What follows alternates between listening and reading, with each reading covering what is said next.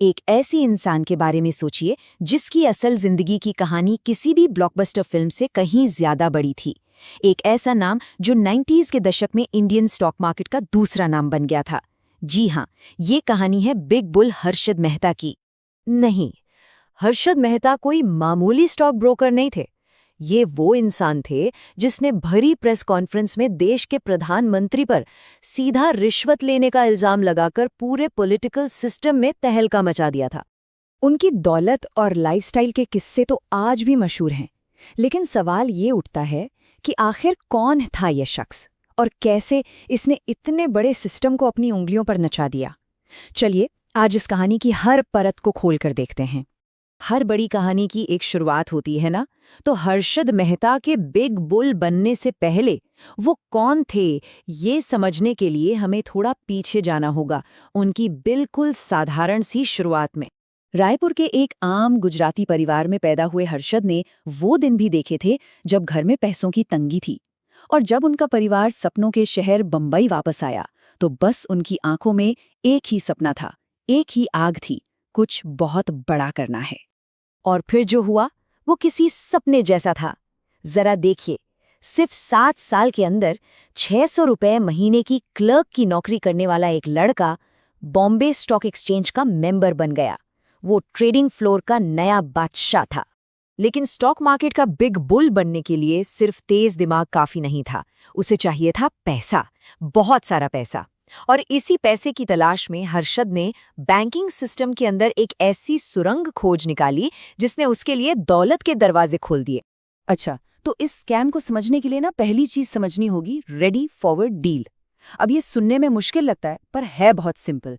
ये बस एक बैंक का दूसरे बैंक को 15 दिन के लिए दिया गया एक शॉर्ट टर्म लोन था, जिसके बदले में गारंटी के तौर पर सरकारी बॉन्ड्स रखे जाते थे। सब कुछ लीगल था। और अब आता है कहानी का असली हीरो, या कहें विलन, बैंक रसीद, जिसे BRB कहते हैं। ये बस एक कागज का टुकड़ा था, एक कंफर्मेशन स्लिप कि हाँ, बॉन्ड्स मौजूद हैं और जल्द ही डिलीवर हो जाएंगे। लेकिन हर्षद के लिए ये कागज का टुकड़ा किसी जादू की छड़ी से कम नहीं था। तो ये पूरा खेल खेला कैसे गया, इस पर जरा ध्यान दीजिए। स्टेप 1, हर्षद ने कुछ छोटे बैंकों के अधिकारियों से सेटिंग कर ली। स्टेप 2, उन्होंने बिना किसी असली बॉन्ड के सिर्फ कागज पर नकली बैंक रसीदें बना दी। स्टेप 3, इन नकली रसीदों के बदले बड़े बैंकों से जो लोन का पैसा मिला वो सीधा हर्षद के पर्सनल अकाउंट में चला गया। स्टेप 4, इस बेशुमार पैसे से उसने कुछ चुनिंदा शेयर्स के दाम आसमान पर पहुंचा दिए। और स्टेप 5, जब दाम बढ़ गए तो शेयर्स बेचकर मुनाफा कमाया, बैंक का लोन वापस किया और सारा का सारा प्रॉफिट अपनी जेब में डाल लिया। ये एक ऐसी मनी मशीन थी जो कभी रुकती नहीं थी। अब जरा मार्केट को देखिए। अप्रैल 1991 में जब ये खेल बस शुरू ही हुआ था, सेंसेक्स करीब 1200 पे था, एक नॉर्मल शांत बाजार। और फिर ये देखिए, ठीक एक साल बाद अप्रैल 1992 में सेंसेक्स 4467 पर पहुंच गया, लगभग 4 गुना का जंप। ये कोई आम तेजी नहीं थी, ये हर्षद मेहता का लाया हुआ तूफान था। पर कहते हैं ना, जो चीज जितनी तेजी से ऊपर जाती है उतनी ही तेजी से नीचे भी आती है। ताश के पत्तों का ये महल अब ढहने वाला था।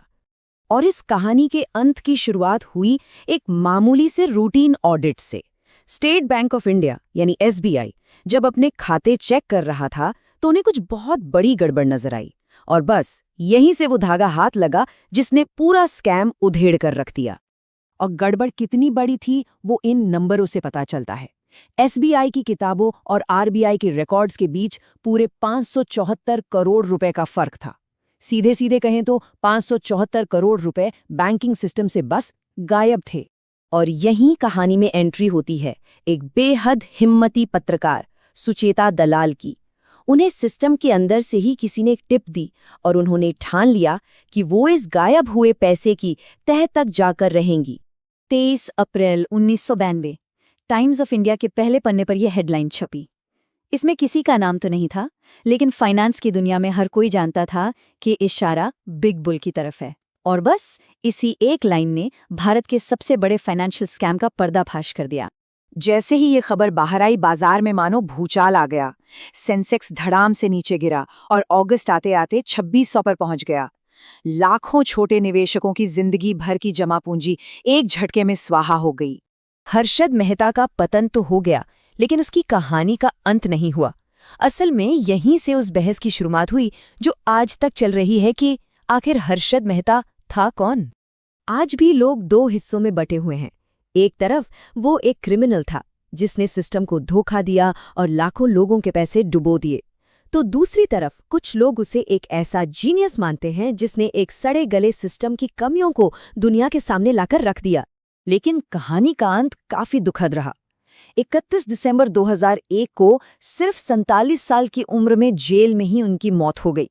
उनके खिलाफ 27 क्रिमिनल केस चल रहे थे जो कभी भी अपने अंजाम तक नहीं पहुंच पाए। इतिहास हमें हमेशा कुछ न कुछ सिखाता है। तो अब बात करते हैं इस पूरी कहानी के सबसे जरूरी हिस्से की, कि आज के समय में हम जैसे निवेशक इस स्कैम से क्या सीख सकते हैं। लेकिन आगे बढ़ने से पहले एक जरूरी बात, ये विश्लेषण सिर्फ जानकारी और एजुकेशनल पर्पस के लिए है। इसे किसी भी तरह की फाइनेंशियल एडवाइस बिल्कुल न समझा जाए। तो आज के रिटेल इन्वेस्टर्स के लिए सबक क्या हैं? पहला, फोमो यानी फियर ऑफ मिसिंग आउट के चक्कर में कभी पैसा न लगाएं, भेड़ चाल से बचें। दूसरा, अगर कोई स्कीम या स्टॉक इतने रिटर्न का वादा करें जिस पे यकीन करना मुश्किल हो तो शायद वो सच नहीं है। तीसरा, हमेशा ये जानने की कोशिश करें कि बाजार में जो तेजी है उसके पीछे पैसा आ कहां से रहा है। और सबसे जरूरी, अपनी मेहनत की कमाई कहीं भी लगाने से पहले अपनी खुद की रिसर्च करना बहुत बहुत जरूरी है। तो हम वापस उसी सवाल पर आते हैं, आखिर कौन था हर्षद मेहता? एक क्रिमिनल जिसने सिस्टम को लूटा, या फिर एक ऐसा एम्बिशियस हीरो जिसने उस सिस्टम को चुनौती दी जो उसे अंदर आने ही नहीं देना चाहता था? इसका जवाब शायद कभी नहीं मिलेगा और हमेशा बहस का मुद्दा बना रहेगा। आप क्या सोचते हैं?